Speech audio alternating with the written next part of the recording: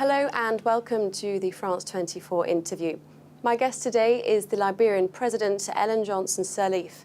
For the past 10 years, she's seen her country move from a post-conflict to a developing nation, overcome the world's worst ever Ebola outbreak, and this week reach what the United Nations has called the most significant milestone for Liberia since the end of its civil war in 2003, where the Liberian police and military will be taking over full responsibility for Liberia's own security. Madam President, thank you very much for joining us. I'm very pleased to have you here. So let's start off by talking about this security handover, which will see the United Nations peacekeeping force, UNMIL, handing over security responsibility to Liberian police and military. What are your thoughts on this transition?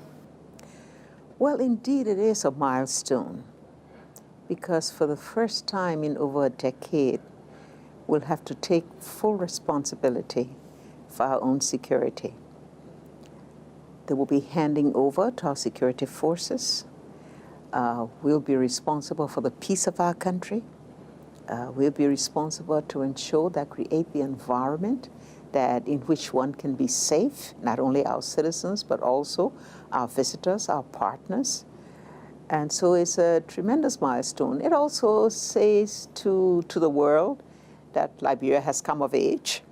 It certainly has challenges because given the difficulties with our budget now as a result of declining commodity prices around 2013 and then Ebola and the devastating effects of that, we've not been able to put the budgetary resources to be able to reach the strength that's required in the security forces, and particularly to provide the kinds of logistics that are really needed to make them very efficient. But we're also going to rely on the Liberian people, because we say peace must be the responsibility of every citizen. Every citizen knows what we went through with war. They know the devastation and destruction our country faced, and they know that they must do their part. And so with that, we believe that we'll say we're confident enough that we're ready on July 1st to take over these responsibilities and to tell the world, thank you for the time you supported us. Now we've grown up. Now we've got to do it for ourselves. You mentioned there that there are budget constraints and perhaps things logistically that you would want to provide to your security forces aren't in place. So is there still a role for the international community to be playing in Liberia? There's quite a big role for the international to play, particularly our partners, because there's another risk factor that we face. Liberia feels a bit more vulnerable today as a result of the terrorist attack that have come into our sub-region. As you know, 4 of our countries were attacked by terrorists. We believe that it could happen to any one of us. And so with that threat, the international community, our partners, should also look at this, examine the weight factor, and we're hoping that the United Nations is going to send an assessment team later this year to see where we are. As you know, President Ouattara of Cote d'Ivoire and I signed a joint letter to President Ban Ki-moon asking for this assessment, asking that the risk factor be properly taken into account and assessed, because Cote d'Ivoire may also be drawing down and turning over. We want to make sure that we have the full means of anticipating some of the problems through better intelligence, through better logistics, so that should anything happen, we'll have the capacity to respond. When we talk about the international community, I suppose, like you say, your thoughts turn to the United Nations, but the ECOWAS community, the regional West African states, do you feel like there needs to be a better sort of integration in terms of their security policy moving forward to tackle some of these threats in the region? Yes, and indeed, ECOWAS is performing in that regard. In each of our countries, we have the means whereby assessments are made not only on a national basis, but on a regional basis, because we have cross-border movements that are very robust, that nobody can stop. And so we've got to be able to look at this in a sub-regional fashion. We've got to be able to exchange the information and and build capacities.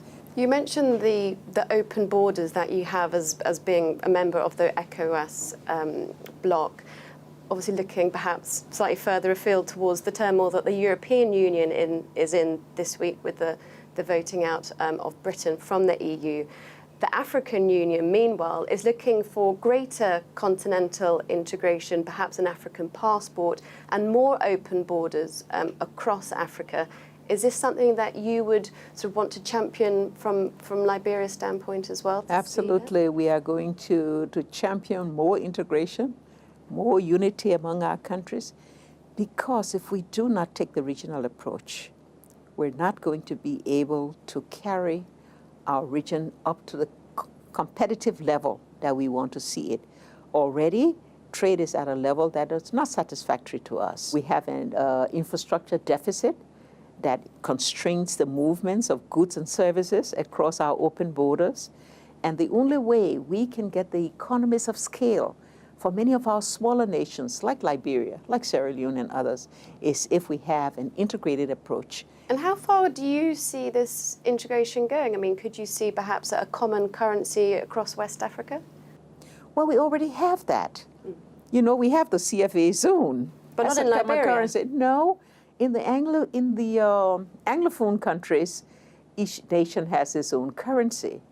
But they've been working on convergence. I grant you that we haven't met deadlines that have been set, but each one is working toward it. But there are also some very strong fiscal requirements to have a common currency. And many of our countries, like Liberia, for example, have some difficulties in meeting the fiscal conditions and requirement to ensure that you can support a common currency. But the targets are there. We continue to work on it. And we know that at some point we have to have, if we're going to have a fully integrated ECOWAS, then we have to tackle the monetary issue, and we have to find a way where Anglophone countries can converge with their currencies, and then we can then integrate into the CFA zone. You mentioned the Ebola outbreak a little earlier and some of the impact that had on Liberia's growth. Can you give us a sense of quite how much the outbreak has set back Liberia's development and growth? The economic cost has been tremendous. We were growing before the commodity price decline in 2013. We were growing at over 7%. We reduced the level of growth to 5.9 because of that factor. And then Ebola hit. And when Ebola hit, it drove our growth rate down to 0. Why? Because most of the investors, out of fear, left the country. Contractors who were working, consultants, expatriates who were working, even some of our own citizens, quite rightly, out of fear, took some of their children out. And once people leave, it's difficult for them to come back. So not all of those people businesses have come back? No, all have not come back. There's a trickle in return, but it takes time because they had to have the confidence that this would not happen again. We're now trying to attract new investors that can come because we have an economic diversification goal that still needs to be achieved. And so our emphasis now on agriculture, moving away from the extractive industries to which we have all our lifetime been dependent upon, will require new types of investors, new types of trading partners. And so we feel now that we're starting the road back.